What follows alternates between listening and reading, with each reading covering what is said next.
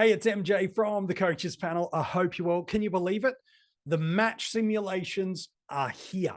We are in the midst of actually seeing teams taking on opposing AFL teams and starting to get some valuable data. The preseason games, where they really kind of count, I suppose, for sake of a better phrase, are also just mere days away. They are, depending when you're watching it, next week or about to happen at any day now. And finally, we're going to get to see teams not just talking about something in a press conference or match simulations where roles can be deceiving, where they're intra-club and against each other and you need two of everything, but actually getting to see things. However, after playing SuperCoach, AFL Fantasy, Dream Team for well over a decade, here's what I know.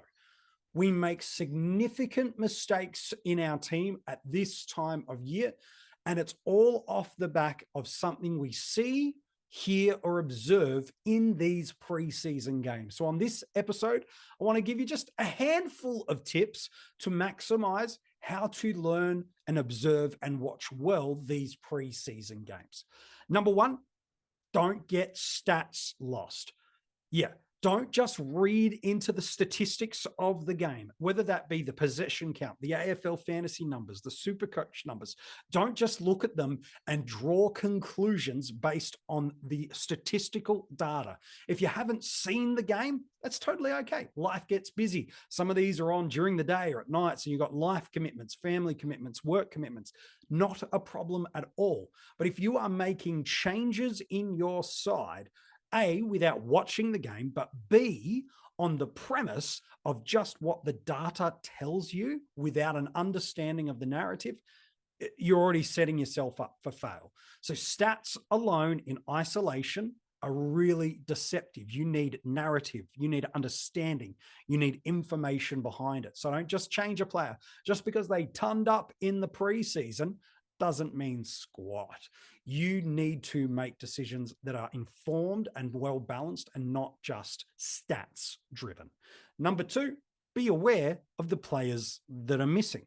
This is really, really obvious when you go back through and you look at who are the players that are in these games. Remember, some of them, they are doing 7 quote unquote quarters of football, or they're playing 30 or 35 players in these matches. And so, of course, we are seeing some really imbalanced data points, and some players just aren't playing. For example, just the other day, the Western Bulldogs took on the Hawks. Who was missing from the Western Bulldogs? Jackson McRae. I don't care whether you think he's going to play through the midfield, the half forward line, or the wing. The reality is he's inside their best 22. Let's not be silly about this now. He's still one of their top options in their best team. And so while his role may be unknown to us, his position in the side is known to us. But there's a cascading impact. Who does pick up a little bit of extra midfield opportunity on the inside or the outside? Does that structure up the way they play through the midfield or that half forward line? The answer is yes and yes. Teams get opportunities and players get opportunities when someone's missing, whether they be managing a workload, whether or not they be managing or navigating an injury through the preseason. So for me, be aware of the players that are missing. It helps alongside the statistical narrative of what you've seen, heard, and observed. Reflect. Okay, this player did a great job. They scored really well. Okay, fantastic. Their possession rate is up. Their scoring is strong in SuperCoach and Fantasy. Great. Okay, what was their role? Okay, fantastic. Who was missing that would normally be in there? Because what you might see is a guy that teaches you, if opportunity comes in the year through injury or suspension, he might be the guy for you. But you might just be kind of tricking yourself into something if you're not too careful. Third tip I can give you is understand that not everybody's running at 100%.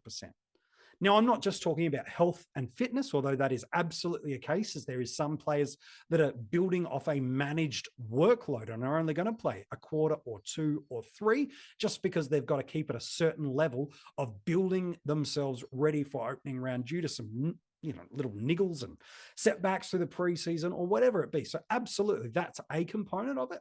But the second side of that is if you're a proven AFL performer and you're in these preseason games, what are you really trying to do? Yeah, blow out the cobwebs. Yeah, find a little bit of chemistry and synergy against an opposition side. Yeah. But really, what are you trying to do? Not get hurt and not put yourself in jeopardy. You are a known, quantifiable player.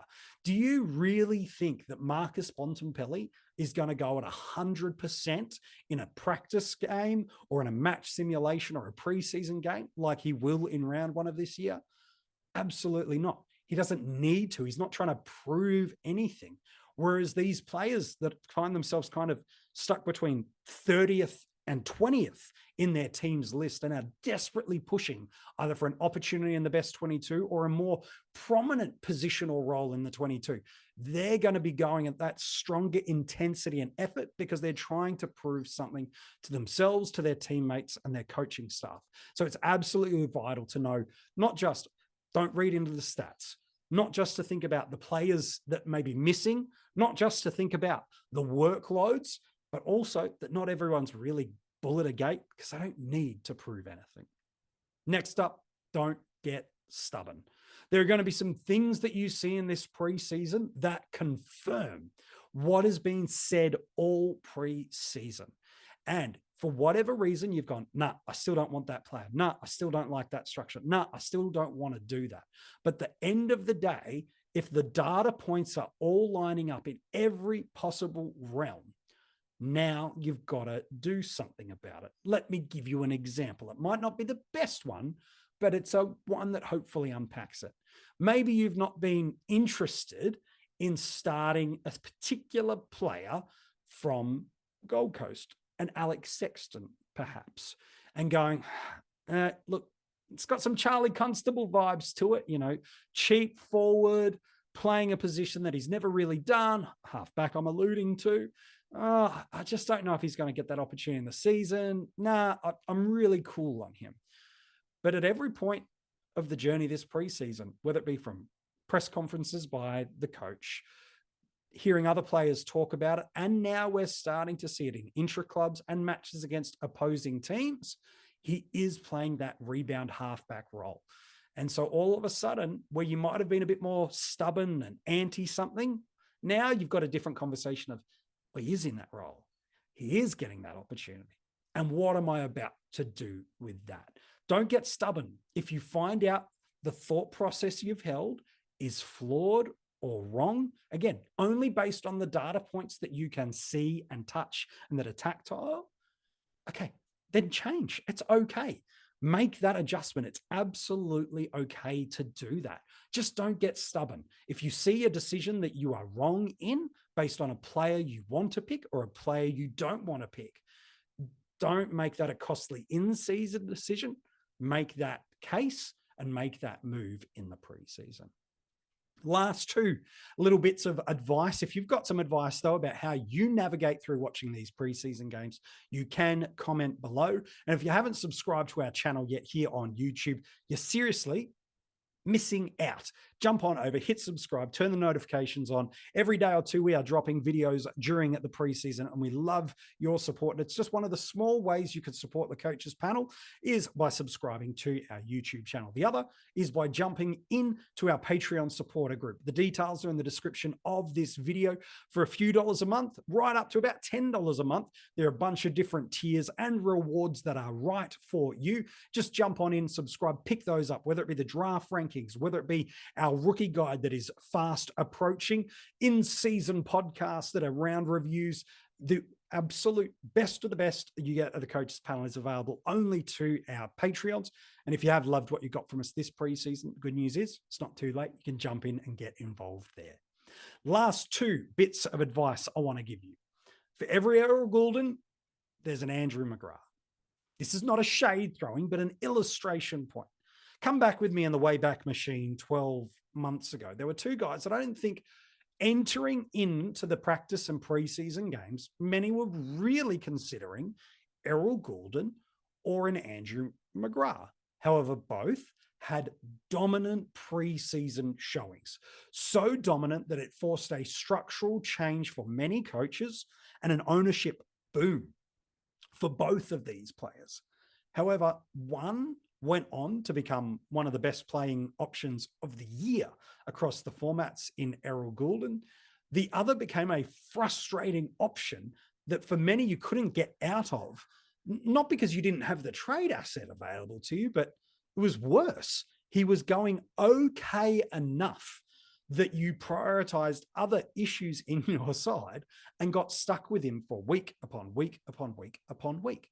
It's a part of the game of football, and that's an element of luck, I suppose. You could argue that. But for every time there's a player that dominates the preseason, and that is the breakout trend that flows on for the new year, there are guys that show glimpses and moments, and it never really works out.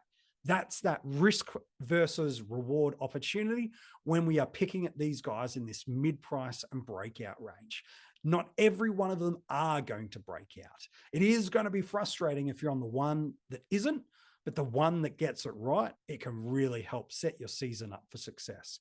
So yes, there's a luck component to it, but for every Goulden, there's a McGrath. And that's absolutely just part of the game. If you're picking in this price range, that's a little bit of your risk appetite that comes alongside. And then one last piece of advice for you is don't get seduced by just one game. Now, I know that can kind of sound a little bit like it's contradicting itself, like don't get stubborn. If you see something, change something. For every Errol Goulden, there's that. Don't read into stuff. Andrew, you're just contradicting yourself. Sure, let me give you some context of what I mean by that. What happens if a player comes out through these preseason games and practice games and absolutely dominates, and you find yourself putting them in your team? To me, there's only one of two potential scenarios that are, there's always more, but really it's two key things. And this is the point I'm trying to make. One, it's either you have missed a trick this preseason. In your preseason studies and preparation, in the way you've built your team, in the way you've observed and watched and learned about what's happening in intra-clubs and practice matches within, what's been coming out of the noise from clubs in press conferences, and what you've been looking and reading and observing and watching through the preseason from the coaches panel or any of your other SuperCoach and AFL fantasy content creators, you've just plain missed that this player is doing this role. This player has this opportunity. And if you're going, oh, I better do it quick, are you making the move because you have missed information? And if that's the case, that's okay. Comes back to don't be stubborn. I screwed it up. I didn't realize. I missed those telltale signs. That's okay. But also, are you reading those tea leaves right, metaphorically speaking? Are you capturing all the elements? And because teams aren't going on 100%, roles aren't set and secured, things are a little bit fluid and let's just get through this game, certain players are going to pop big scores. And are you just reacting to a sum of all variables building together to ultimately deceive you? Those are the challenging questions we've got to ask ourselves when a player pops in role, performance, and opportunity. What was the narrative for it? Was it because of all these variables that came together to create the perfect storm and this player scored well? Have I missed information all preseason or discredited information that has meant I didn't think what I saw could happen and now it has? But whatever it is, it should never be just on one preseason game. What is the other supporting information, both for the selection and non-selection of the players in your team? So what's your best tips to help you watch and observe these? Have you been playing SuperCoach Fantasy Dream Team for a number of years and you found a task or a project or something you do has always helped? Comment below and let us know those tips. Can't wait to see. Maybe we'll read one of them out in an upcoming video because you've got some great advice you've been sharing with the community in the comments section as well. If you haven't kept in touch with us across social media, you can find us across X, across Instagram and Facebook.